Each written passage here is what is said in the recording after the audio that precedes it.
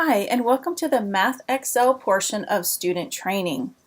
The best way to enter into Math Excel for school is directly through your Blackboard course that is appropriate for your learning. For example, I am in the 6th grade accelerated course with lesson number 1 open. I've already watched the videos and taken notes on lesson 1, and now I'm ready to log into Math Excel for school. Please use the button that's located in the black panel to enter into Math Excel for school. This will automatically open an account through EasyBridge. You will notice that you have an elementary accelerated math roster with your teacher's name listed after that. You also have small blue letters. It's a link, Math Excel for School. If you don't see that link anytime you enter into EasyBridge, just remember to click on the triangle and to see if there's anything else loaded underneath that roster. Once you see the link, go ahead and click on Math Excel for School. When you click on Math Excel for School, you will actually get a page that comes up looking just like this. You will have in the center panel what to work on next. In this case, we're going to enter into lesson 1. You can enter in through this area, or you can actually enter in through homework and tests, and you get to see the entire variety of lessons for the year that are available. Notice that you have a series of blue circles. Those blue circles are categorized as homework lessons. Technically, they are not designed for you to go home and only do them as homework lessons. They are really designed to be just the next lesson in line that you're going to complete. Notice the green flags as you may scroll down and look at all the icons and characters for each of the lessons. The green flags are set as prerequisites, which means that you must complete lesson 1 at 90% or better before you can enter into lesson 2. Once you pass lesson 1 at 90% or better, lesson 2 will automatically open for you.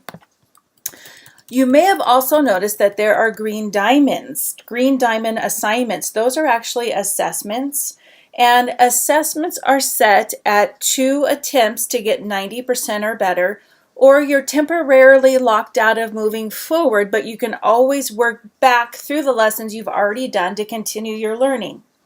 If at any point in time you do get temporarily locked out, it is important that you contact your teacher right away.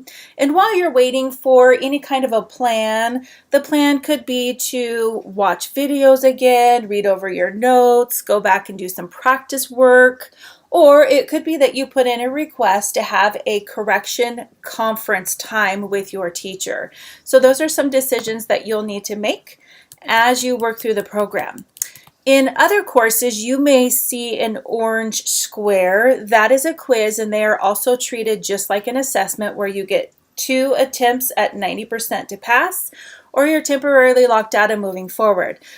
Please do not think about this as being a negative impact on learning. This is actually quite a positive impact on learning. It gives you an opportunity to meet with your teacher and to talk about any misconceptions that you may have about a skill and make a decision on moving forward and what that looks like for you.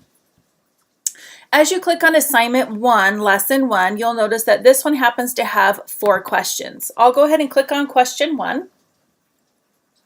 What you'll notice about question 1 is that there is a box for me to click on as if I'm going to enter in a value for this answer.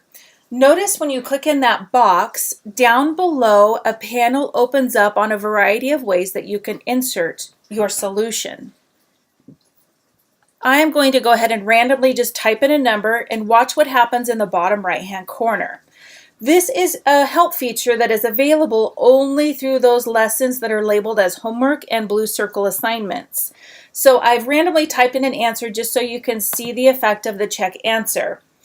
I immediately get a response on whether I am correct or not correct. Please take time to read through the feedback before hitting the OK button. If you're still stumped, one option is to go back and rewatch some videos, look over your notes again. However, on the blue circle lessons, there are still some more help options available. If you look underneath the blue Save button, you'll notice there is a rectangle with the title Question Help. Please click on Question Help, And what you'll notice is a help feature that comes up called Help Me Solve This. Something to notice about Help Me Solve This.